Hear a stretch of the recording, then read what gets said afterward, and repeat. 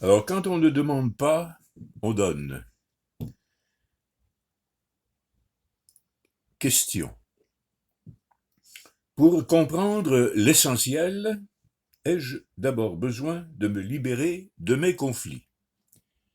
Alors, je répète, pour comprendre l'essentiel, ai-je besoin de me libérer de mes conflits? Réponse. Une maturation naturelle nous amène à cesser de vouloir résoudre le conflit. Une maturation naturelle nous amène à cesser de vouloir résoudre le conflit. Le conflit est là. Le conflit est là, on vit avec lui, et il ne va plus se résoudre en fonction d'un point de vue. Et il ne va plus se résoudre en fonction d'un point de vue. Pour le corps, par exemple, si l'on sent un antagonisme, un traumatisme, on peut entreprendre une thérapie. Mais on prend le temps d'écouter cet antagonisme. Il impose ce qui est nécessaire. On a besoin des traumatismes. Vouloir les éliminer est un manque de maturation. Psychologiquement, c'est la même chose. Les résidus qui se trouvent en nous, sont indispensables. C'est pourquoi ils sont là. Quand ils ne seront plus indispensables, ils s'élimineront. Le besoin d'être sans traumatisme, comme le besoin d'être en bonne santé, est un fantasme, un manque de respect qui va disparaître. Cela ne signifie pas qu'il ne faille pas s'occuper de son véhicule de manière fonctionnelle, mais il faut aussi respecter les accidents, et qui n'en sont d'ailleurs pas.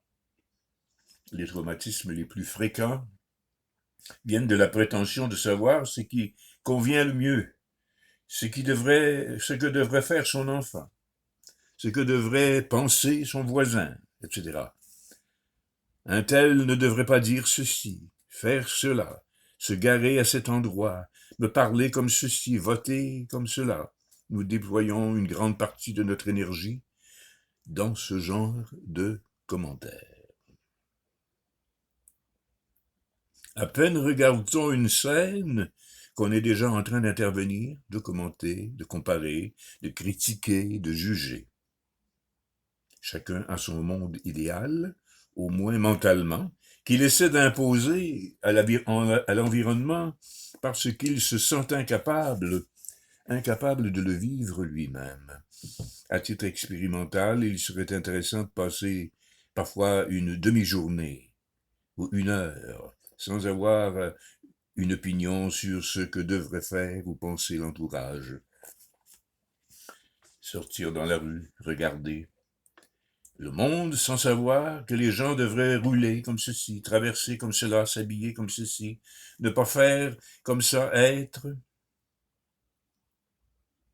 À cette occasion, attentif aux découvertes que l'on peut faire. Cela se transpose à ce que l'on appelle soi-même. Mon corps ne devrait pas être ainsi, mon psychisme devrait être moins comme ceci, davantage comme cela, et l'on passe la journée à rêver un psychisme, un corps, un entourage fantasmatique.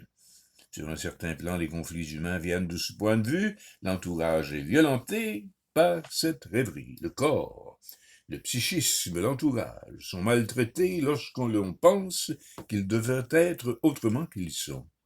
L'entourage est violenté par cette rêvasserie. Le corps, le psychisme, l'entourage sont maltraités lorsque l'on pense qu'ils devraient être autrement qu'ils sont.